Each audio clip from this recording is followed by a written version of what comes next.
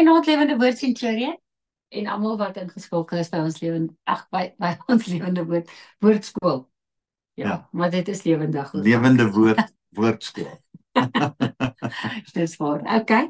Goed, Ja. Wouter, ons trek by 1 Korintiërs hoofstuk 14 Ja. vers 20. Ons is by vers 20. Sê ons vorder. Ons gaan Ja. dalk voor die einde Ons van is- volgende jaar deur 1 Korintiërs weer. Ons is stadig met hierdie hele orde ding, maar Ja. dit is nogal goed dat ons Nee, en dit gaan oor praat in tale en ook oor Ja. groot ek dink daar's baie kerke wat omdat het so kontroversieel is, geen lering oor dit gee nie. Ja.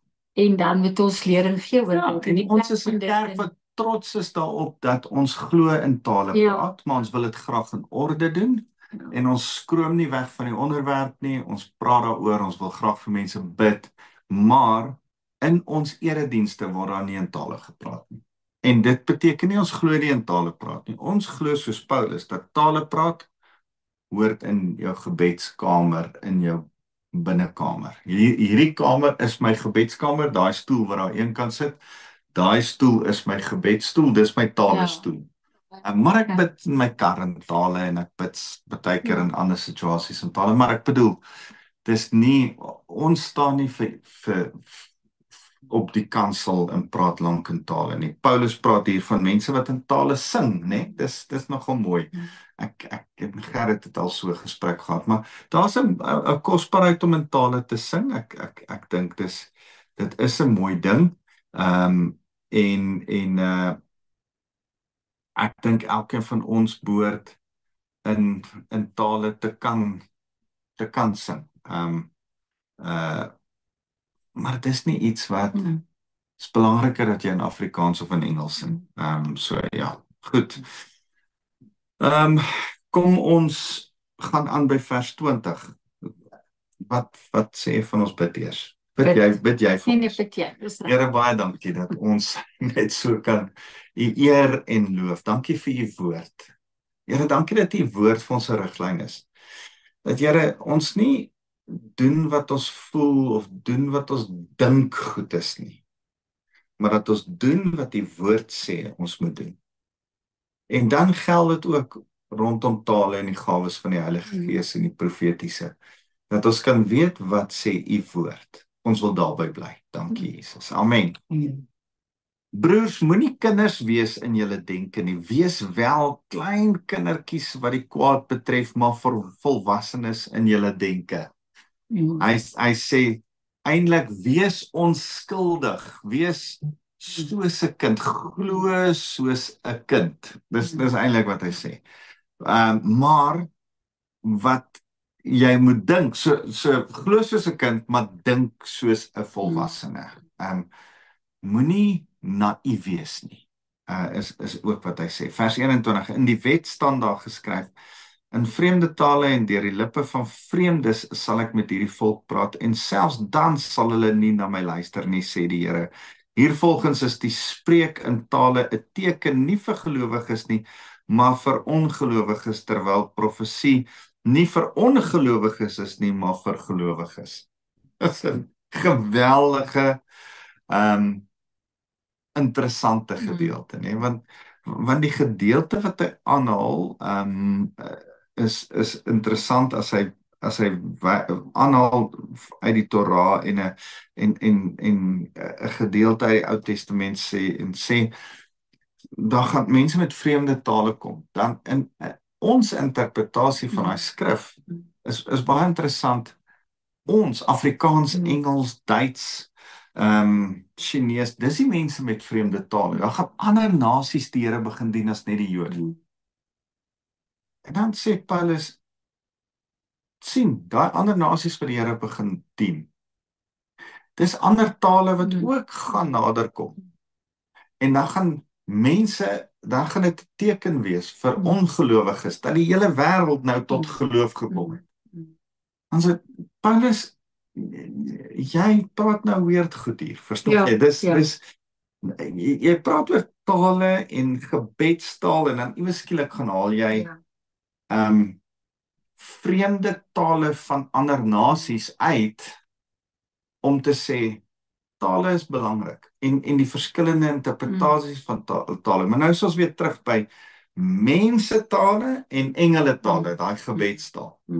En Paulus is net besig om te sê, hey, die feit dat daar vreemde tale gaan wees, moet vir julle wys, alles is nie gefokus dat net die Israeliete, net die Jode tot bekering kom. Ja. Mag dit 'n teken vir al die ongelowiges wees, dat die geloof in Jesus Christus is vir alle nasies. Dit is so mooi, as Jesus in die tempel kom en hy sien hulle onderhandel in die poort van die heidene, waar die heidene na die tempel toe moes kom, dan sê hy, hey, kom uit hier, dan jaag hulle met 'n sweep daar uit. Dan sê hy, die huis van die Here sal 'n huis van gebed wees vir alle nasies. Dit sal 'n plek wees waar alle nasies sal kan kom bid.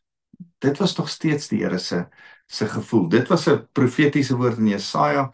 Dit is nog steeds hoe die Here voel as Jesus kom, en dit is nog steeds wat die Here voel as hy na ons toe kom. Luister, vir my is die mooi gedeelte altyd is dat die Here sê, ek wil my evangelie met al die nasies. Hulle kan in die eilande by die Fiji sit, en hulle kan in Suid-Amerika wees, en dit kan in Indië wees, en dit kan Skandinawië en Noorwe wees, dit kan die Indiane in Suid-Amerika, kan die Russe wees, dit kan, maak nie saak wie dit is, mense in Afrika, mense in Nigerië, mense in Ghana, in die Boesmans, in Namibië, maak nie saak wie dit is nie, die Here het gekom vir elke mens. Sy bloed, sy redding, sy verlossing is vir elkeen, en dis kom dit vir my so lekker is, om deel te wees. Ons het die voorreg gehad om deel van 'n onbereikte volkegroep te wees, en onthou jy toe ons die Bybel gaan vertaal, en deel van daai projek was om die Bybel te vertaal vir daai ongeredde, ongekerstende volkegroep. Ek was Kenia toe, ons het aan 'n werkswinkel gaan deelneem, ons het hulle Suid-Afrika toe, ons het 2 van daai Soedanese in ons huis laat bly, Manasse en Ibrahim. Ja. Yes, wat 'n belewenis. Dit was dogtertjies was nog 'n klein. foto van hulle hier in my gang. Hulle is sulke donker mense gewees, nee, so pikswart mense, en ons was so lief vir die Here. Dit was, dink sit terug daarin, en ek dink, dit was so 'n belewenis. Vertel hulle my dogters hierdie storie van hoe hulle vir hulle geloof, die een ou, hoe hy vir sy geloof moes slaag kry by die Islam regering, né? En dan maak hulle hom vas, en dan slat hulle hom onder sy voete met 'n rot af. Vertel hulle die storie vir my kinders, my dogtertjies is klein, trane wat loop, en so 'n impak van iemand wat sy lewe vir die Here gee. Daai was iets besonders geweest. Ons glo dat die evangelie vir die nasies is. En ek en jy het 'n passion, of dit in Indonesië, of in Jemen, of in Israel, of in waar ook al, oral te probeer ons nog steeds kontak hou. Mauritius is ons goeie vriende besig met 'n kerk. Madagaskar, Jaco en Ilke. Ons is so lief vir sendelinge reg oor die wêreld. As jy oor sendelinge praat, dan stuur iets in ons harte, en want ons glo dat Jesus Christus se verlossingsevangelie nie net vir die Israeliete, nie net vir die Afrikaners of die Engels of die Amerikaners is nie, dis vir almal, dis vir ons almal. So Paulus is besig om daaroor te praat, en dan sê hy, maar ouens, as mense nou tot geloof kom, en hulle kom tot bekering, dan moet jy die woord vir hulle begin oopbreek. Dis wat hy daar sê. Maar nou sê hy verder, maar indien almal profeteer, die woord van die Here verkondig, het ons so 'n paar weke terug gesê, beteken profeteer.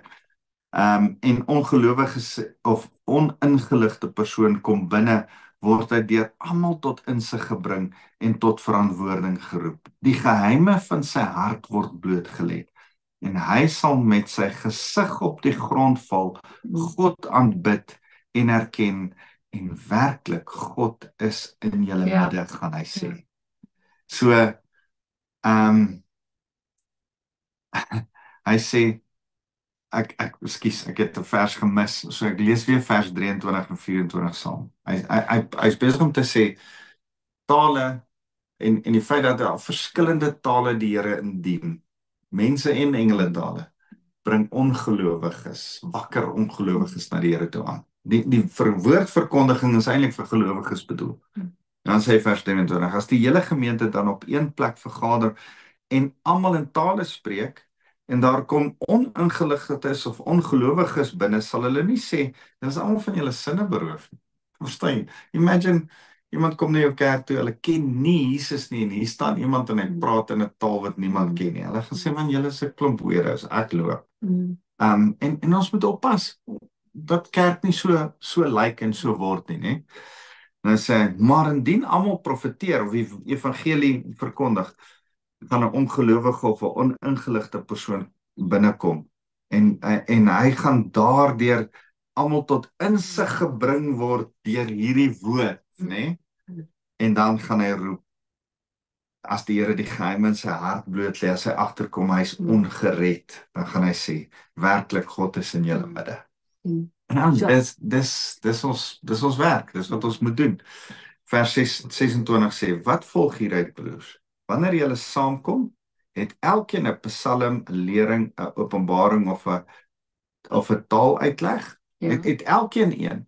Nee, nie noodwendig nie elkeen het een nie, sommiges het, en hy sê, laat alles steeds tot opbou geskied.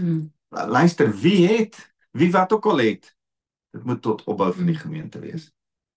Wanneer iemand in 'n taal spreek, laat dit verkieslik net 2 of 3 sprekers wees om die beurt, en laat iemand dit uitlê. Om die beurt, want die ouens het randomly opgestaan en sommer saam gekyk wie kan die hardste in tale skree. Imagine dit.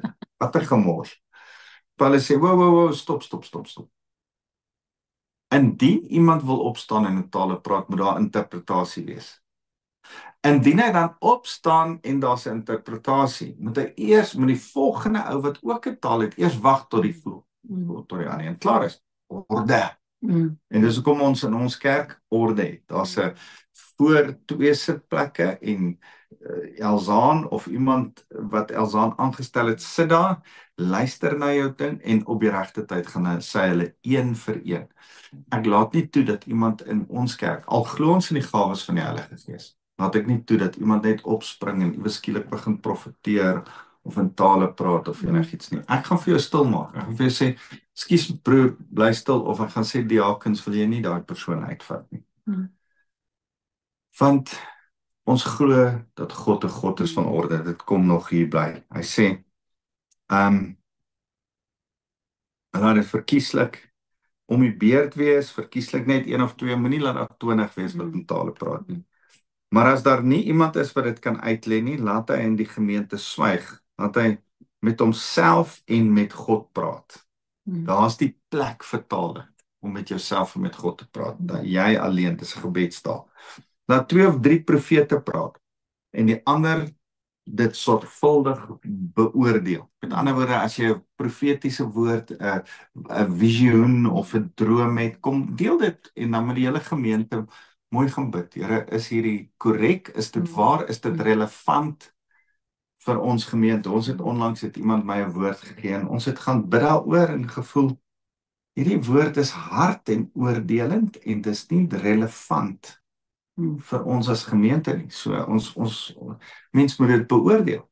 Vers 30, indien 'n openbaring gemaak is aan een van die ander wat daar sit, laat die vorige spreker swyg. Weereens, julle kan nie opstaan in kompetisie teenoor mekaar praat nie. As iemand sê, hoor ek het 'n woord van die Here af, en ek sê vir jou, hoor jy, goed, ek gaan jou dan kans gee, laat ek net my preek klaar maak, dan maak ek my preek klaar, en ek sê, goed, kom ek gee jou geleentheid om jou woord te gee.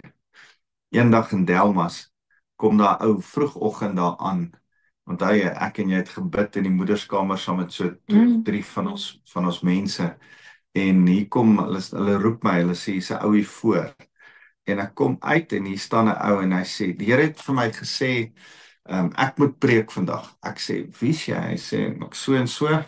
Ek sê, ek het jou nog nooit in my lewe gesien nie. Wel, maar die Here het vir my hiernatoe gestuur, ek moet preek vandag. Ek sê, ja, daar het nou 'n snaakse ding gebeur. Ek het vir die Here die week gevra, wat moet ek preek? En die Here het my 'n woord gegee. Ek doen dit altyd. Ek vra altyd vir die Here, Here, watter woord wil U met U mense deel deur my? Elke week is dit my ritueel Dinsdagoggende. En en dit het al met my gebeur dat die Here vir my gesê het, ek het nie vir jou 'n woord nie, of vra vir Dot om te preek, of vra vir iemand anders om te preek. Maar die Here het nie iets vir my gesê nie. Ek sê vir hom, die Here het vir my 'n woord gegee vir hierdie Sondag, maar jy sê die Here het vir jou 'n woord gegee.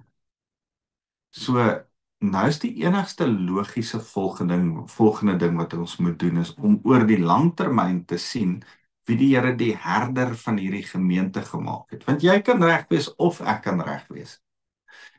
Maar die tweede stap wat ons dan moet maak is, wie gee die Here die verantwoordelikheid vir hierdie gemeente? Vir jou of vir my? Nee, seker vir jou. Ek sê ja, want ek is die pastor, die herder van die gemeente. Ek sê, en daarom kan ek jou nie toelaat om nou te preek nie. Jy kan hier bly, en jy kan met my verhouding bou, en wanneer ons verhouding genoeg het, en ek jou vertrou met die mense in die kerk, dan sal ek jou geleentheid gee om te preek. Maar dit kan dalk eers so 2 of 3 of 4 weke wees. Ja, sê, nee, dan gaan ek nou loop, as jy my nie nou kans wil gee nie. Toe sê ek, dit openbaar vir my jou hart. Dit sê vir my waar jy is. En dan is ek baie bly dat ek jou nie 'n geleentheid gaan gee nie. Woeps, draai om, loop hy sonder om my te groet. Maar dan moet 'n oordeel en 'n orde wees. En die Here het klaar begin met die orde. Die orde was, luister, ons doen dit so. Ons gaan dit op hierdie manier doen. Nie op julle manier nie. So, waar trek ons nou tot? Jy was by 14 vers 30, indien nou openbaring gemaak is aan een van die ander wat daar sit, laat die vorige een swyg, wanneer julle kan almal een vir een profeteer, sodat almal onderrig en bemoedig kan word. Die geeste van profete is aan die profete onderworpe. Dink is 'n geweldige belangrike skrif. As iemand sê, oor ek kon nie myself help nie, ek moes net iewes skielik die taal gee, of die profetiese woord gee, of ek kon myself nie help nie, ek moes opspring en iets sê. Ekskuus man, maar die skrif sê, die gees van die profeet is onderhewig aan die profeet. Ja. Die Heilige Gees is 'n gentleman. Hy override nie jou mond nie. Dis wat demone doen. Die Heilige Gees doen nie. Jy gaan nooit ewe skielik iets sê wat die Here deur jou sê sonder dat jy beheer het nie. Want dis nie hoe die Heilige Gees werk nie. Demone werk so nie die Heilige Gees nie. Maar Wouter, ek dink die probleem raak is dat in kerk oor die algemeen is die name dropping van die Here het gesê. Ja, weet jy wat, ouens sê dit en dis manipulasie en dit verloor sy krag. Ja. Verstaan? Ons het nydag 'n pos geadverteer by die kerk. 14 mense het gehoor die Here het gesê, ek het die 14 poste nie. Ja. Maar verstaan en nie almal kan hoor wat nie almal hulle weet nie wat is die verpligtinge nie, en dan kom dit die Here het gesê, en ek raak so afgesit. Ek dink eintlik, in feite, dit begin van my teen ou tempel. Ek so moeg vir dit, vir die manipulasie. As die Here dit regtig gesê het, hoef jy nie eers te sê die Here het gesê. Ja, ek dink is geweldig onwys, en wat dit aanbetref is ek en jy op 'n punt dat as iemand vir ons sê, die Here het vir my gesê dit en dit en dit, dan is ons al meeste van die kere. Ja. Dus staan of daag by die kantoor op en sê die Here het gesê ek moet nou na jou kantoor toe kom en met jou praat. Okay, maar die Here weet ek is tans nie by die kantoor nie. Ja, I mean, dit het nou onlangs met my gebeur. Really? Ek meen, daar's mens raak regtig so 'n bietjie. En ek wil weer vir julle leer dat dis beter om te sê ek ervaar dat die Here gesê het. Ja, of ek beleef hierdie begeerte. Maar nou kom die Here se dan druk ek jou nie in 'n blik nie. As ek vir jou sê, ek ervaar dat die Here my hierdie job vir my gegee het, dan sê ek, wel, jy kon verkeerd ervaar het ook. Maar as jy vir my sê, die Here het vir my gesê, dan, en daar's 14 van julle, wat maak ek nou met dit? Verstaan jy? Nou moet ek vir jou sê, ekskuus, ten minste 13 van die 14 van julle het verkeerd gehoor. Sorry, 13 van julle is in deception. Maar so, wees versigtig vir hoe jy maar jy in hierdie week ook uitsprake gesit van, jy kan nie eintlik jou hart vertrou nie. Ja, jy verstaan, en almal is, ek voel dit in my hart, en eintlik wees versigtig. So hy sê, die geeste van die profeet is aan die profete onderworpe, want God is nie 'n God van wanorde nie, maar van vrede. So behoort dit in al die gemeentes van die heiliges. Ons dien 'n God van vrede. Nie van wanorde nie, God van orde. En vrede in jou hart behoort ook vir jou gerus te stel. Ek het vrede oor 'n ding. Vanoggend het iemand my gevra hoe ek met 'n sekere ding hanteer, maar ek is nie lekker, ek het nie vrede nie. En my boodskap net duidelik aan hom is, moet dan nie daar wees nie, moenie soontoe gaan nie. As jy nie vrede het nie, ons dien 'n God van vrede. En sy orde bring vrede in ons hart. So as daar nie orde en vrede is nie, moenie gaan nie. So, ek dink dit is tot daar, as ek nie mis het nie. Het ons nou van vers 20 gegaan regdeur tot by vers 36. Ons sal die laaste baie moeilike gedeelte volgende keer tackle. En laat die vroue in die gemeente swyg. Maar ek sal julle die konteks van so gaan jy dit alleen aanbied dan. Ja, dan gaan ons duct tape so op jou mond. Nee, ek sal mooi verduidelik wat Paulus probeer sê daar. Nou, hoeveel ducks is nou doodgemaak vir daai tyd? Jy sien, dis hoekom die vrouens nie praat nie. Kom ons bid saam. Here, baie dankie vir u goedheid. Dankie dat u 'n God van orde is en nie wanorde nie. En dat, Here, u heers met vrede in ons harte. Here, dankie dat u beloof dat die gees van die profeet onderhewig is aan die profeet. En dat ons net kan weet, Here, ons kan rustig raak, want u gaan nooit verby ons eie wil, intellek en emosie beweeg nie. Dankie Jesus. Amen. Dankie julle, sien julle volgende week.